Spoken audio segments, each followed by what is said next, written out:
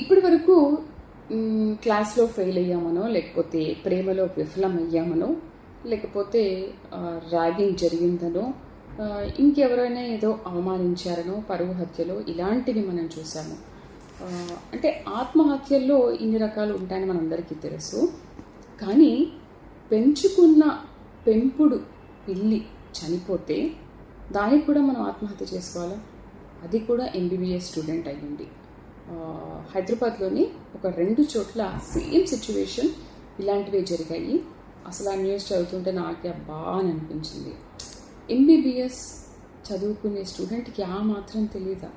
సరే, పిల్లికి ఏదో అయింది, చనిపోయింది, దానికి మనం ఎందుకు ఆత్మహత్య చేసుకోవాలి? ఫ్రెండ్స్, నాకైతే ఇది అస్సలు నచ్చలేదు, అసలు బాగా అనిపించలేదు. 2 ఆడపిల్లలు ఎందుకు వాళ్ళ లైఫ్ని స్పాయిల్ చేసుకున్నారని అనిపిస్తుంది. ప్లీజ్ దయచేసి ఇలాంటివి చేయకండి. చేసి అనవసరంగా మీరు మీ పేరెంట్స్కి ఆ బాధని మిగిల్చకండి.